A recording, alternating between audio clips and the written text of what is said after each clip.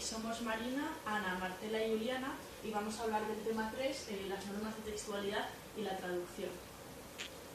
Bueno, a modo de introducción vamos a intentar indagar sobre la definición de lo que es un texto. Tratar de definir un texto es una tarea realmente complicada por todos los factores que lo condicionan. Los autores a lo largo de la historia han intentado dar una definición de texto de forma diferente, pero esto no significa que estas definiciones estén enfrentadas. Cada definición suele resaltar un rasgo predominante de la textualidad y estas son complementarias entre sí. Por ejemplo, en esta definición de Lotman se destaca la coherencia y el significado integral del texto, mientras que en la siguiente, de Bernarde, se destaca el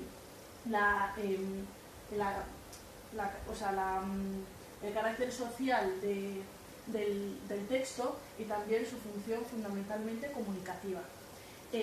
A grandes rasgos podemos resaltar que un texto es, en primer lugar, un acontecimiento comunicativo. Decimos que es un acontecimiento comunicativo porque esto engloba el espacio y el tiempo.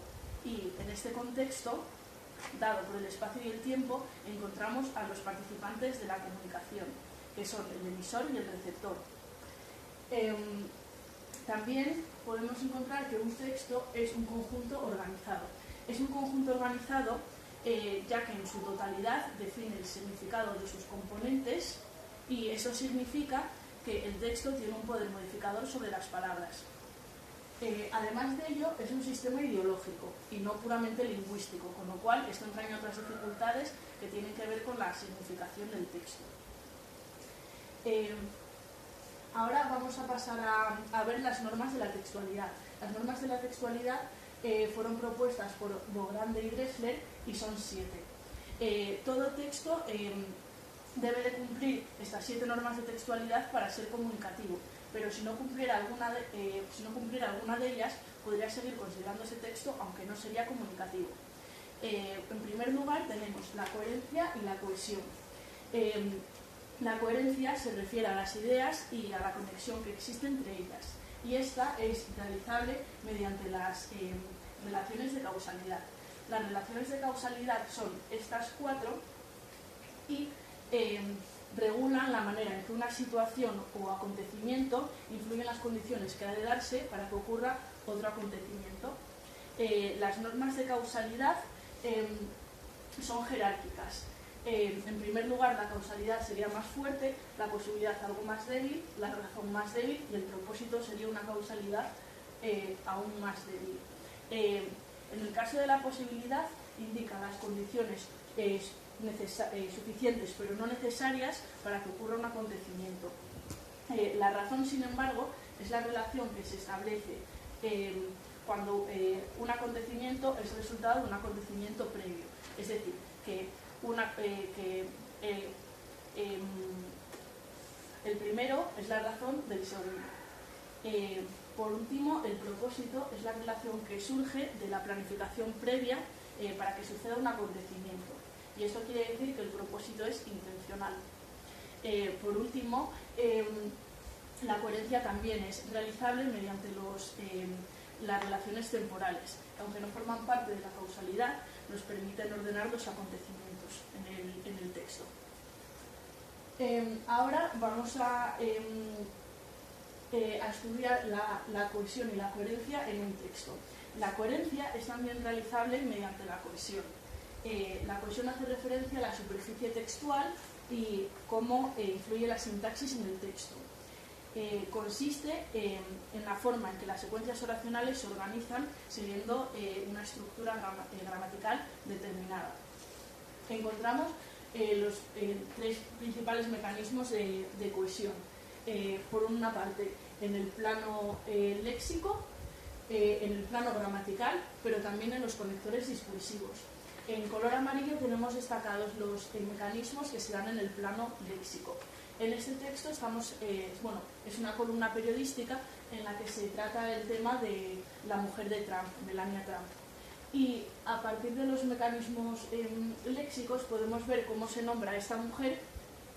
Por una una parte a través de su nombre, mencionado 2 veces, pero también, por ejemplo, a través de una metáfora, como puede ser esta Barbie castaña de carne y hueso, o un sinónimo como la mujer de Trump.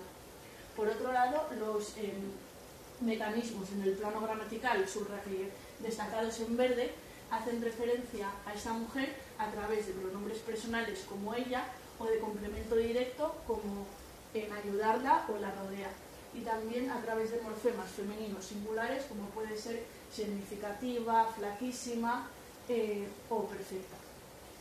Por otro lado, las palabras subrayadas son los conectores discursivos que hacen referencia también a las relaciones de causalidad y ayudan a que el texto gane coherencia. Después vamos a hablar de la intencionalidad y de la aceptabilidad. La intencionalidad se refiere a la actitud del emisor o productor textual, que es el único responsable de esta norma. Eso significa que una serie de secuencias sean coherentes y cohesionadas depende únicamente de él y de las intenciones que tenga. Mediante la intencionalidad, el emisor pretende alcanzar una meta discursiva específica, como puede ser convencer, expresar o criticar algo. En este caso hemos escogido 2 noticias que tratan un mismo tema, desde perspectivas enfrentadas. Se trata de la posible inocencia o culpabilidad de Ramón Espinar, que es un miembro del partido político de Podemos, y lo comparamos a través de la noticia en un periódico propiamente de izquierdas, como puede ser El Periódico, y otro más de derechas, como es La Razón. En el caso de La Razón, por ejemplo, se ataca directamente a Ramón Espinar y se le tacha de hipócrita por haber vendido un piso y luego defender los derechos de la vivienda. Mientras que en el periódico de izquierdas se evitan los juicios de valor y lo único que se hace es mencionar las declaraciones que hace Pablo Iglesias a la hora de defender a su amigo y miembro de Podemos. Esto está muy relacionado, o sea, esta norma de la intencionalidad está muy relacionada con la aceptabilidad. La aceptabilidad es potestad únicamente del receptor y es algo más subjetiva. Significa que un texto será aceptable si es relevante para el receptor o este considera que puede serle útil a la hora de adquirir nuevos conocimientos o para cooperar con su interlocutor para conseguir una meta discursiva específica. Esta aceptabilidad puede, por una parte, referirse a la lengua, pero también puede referirse a la ideología, con lo cual el receptor es libre de tolerar las imperfecciones hasta donde sus intereses se lo aconsejen. Hablo de imperfecciones lingüísticas, pero también si no comparte esta ideología puede ser capaz de rechazarlo porque no comparte los valores que se tratan. Así, parte de la aceptabilidad es extralingüística, ya que un texto, siendo perfectamente cohesionado y coherente, puede no ser aceptable para un receptor. En este caso, la intencionalidad sería la de los redactores periodísticos, y su función es claramente convencer de su versión de los hechos, y la aceptabilidad es potestad de los lectores de los periódicos. Luego vamos a tratar la informatividad. La informatividad es una norma textual que depende también puramente del receptor y sirve para evaluar hasta qué punto las secuencias oracionales son predecibles o inesperadas, si transmiten información relevante o ya es conocida y no sirve para mucho. Por ejemplo, hemos tratado este tema a través de la comparación de un texto sobre la gripe, en el que solamente se presentan los síntomas de una manera muy breve, concisa y sencilla, y la comparación con un ensayo médico más específico, en el que se trata la identificación de efectos adversos en pacientes hospitalizados por la gripe. Así, la informatividad depende únicamente de los conocimientos del hablante, de su actitud y si de este considera que le aporta algo que no conocía. Entonces, en este caso, podemos observar cómo para un lector medio este texto podría resultar más fácil, por una parte quizás menos informativo, porque trata todo de una manera sencilla, pero a la vez solo da la información más relevante y más importante. Con lo cual, este texto sería bastante más fácil de comprender para un lector medio. Sin embargo, si le damos tendría que hacer un gran esfuerzo por comprenderlo. En este texto podemos ver que tiene una mayor informatividad, ya que se dan muchos datos, por ejemplo, estadísticos y porcentajes. También se utilizan siglas que pueden ser desconocidas para un lector lego, como puede ser EA, y se emplean términos que son complejos, como puede ser índice kappa. Con lo cual, este texto sería, por ejemplo, más relevante para un médico que conozca esta terminología médica y haya estudiado mucho el tema que para un lector normal. Ahora vamos a tratar la situacionalidad. La situacionalidad hace referencia a que un texto sea relevante en la situación en la que aparece y no en otra. Es decir, un texto es interpretable y relevante en una situación concreta.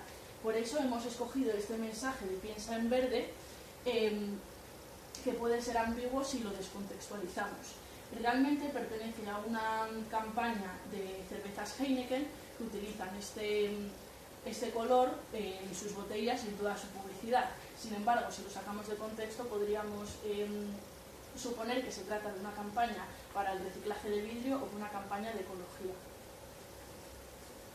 Después tenemos la intertextualidad.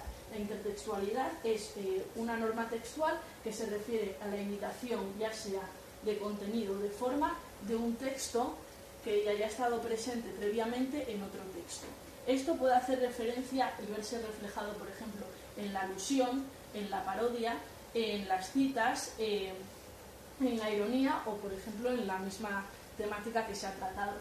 Este es el caso de estas tres novelas que presentan una imitación de contenido. La primera fue la novela de Flaubert, Madame Bovary, y luego llegaron las dos siguientes. En estas novelas se trata el mismo tema, que es el de mujeres de una clase social alta que se ven oprimidas por un matrimonio que no han elegido y que cometen adulterio. En el siguiente caso podemos ver una imitación también de contenido, pero en el que tiene lugar la parodia. Es el caso del Quijote, que realmente nació como una parodia de las novelas de caballería que abundaban en su época. Por otro lado, ya vamos a tratar los problemas de traducción que se derivan un poco de estas normas de textualidad y vamos a tratar de la multidimensionalidad del lenguaje, en concreto de la polifonía. En el lenguaje podemos encontrar varias dimensiones que hacen variar la interpretación del contenido del texto. Así, la dimensión se refiere a la orientación lingüística existente en los términos léxicos, en los recursos estilísticos y en las estructuras sintácticas. Así, dentro de un mismo texto puede haber varias dimensiones, que es lo que se conoce como multidimensionalidad. Y esto puede convertirse en un problema de traducción, por lo que vamos a explicar a continuación. La multidimensionalidad puede hacer referencia, por ejemplo, a la polifonía o a la polisemia. La polifonía del lenguaje consiste en que un mismo texto trata de abarcar a un gran número de personas y ser inclusivo. Así, la polifonía es típica de los discursos políticos, pero también de la publicidad, que intentan llegar al mayor número de personas y llamar la atención al mayor número de gente. Así, por ejemplo, un discurso político incluye un léxico inclusivo y también formas, por ejemplo, de primera persona del plural, como puede ser nosotros, los nuestros, que intentan crear una conciencia colectiva. Y así es como lo hace Trump en el fragmento de discurso que hemos elegido. Y bueno, Esto provoca un problema en la traducción, ya que como abarca a un gran número de personas, es un rasgo que tenemos que tener en cuenta cuando lo traducimos y que no debe perderse en nuestra traducción. Y esta pluralidad de voces hace posible que un mismo texto sea traducido varias veces en función de los intereses de la traducción. Ahora vamos a hacer unas conclusiones. A través de nuestro trabajo hemos descubierto que son muchos los factores que hacen compleja la definición de texto y que debemos de tener en cuenta. Por ejemplo, hemos descubierto que es un acontecimiento comunicativo que necesariamente sus ideas tienen que ser cohesionadas y coherentes para ser comunicativamente válidas. Pero más allá de esto está estrechamente relacionado con el contexto y esto lo hace muy complejo. El contexto, por una parte el tiempo y el espacio, pero sobre todo los participantes en la comunicación, emisor y receptor, a través de sus diferentes intereses, sus culturas y sus intenciones, hacen complejo el texto y dificultan estas relaciones. Debemos conocer estas normas de textualidad, por una parte para redactar y a la hora de interpretar textos, pero sobre todo debemos de tenerlas en cuenta como traductores. Hay que conocer especialmente las complicaciones que se derivan de ellas, como puede ser la multidimensionalidad, y tenerlas muy en cuenta a la hora de evitarlas y reflejarlas en el caso de que sea necesario en nuestro texto.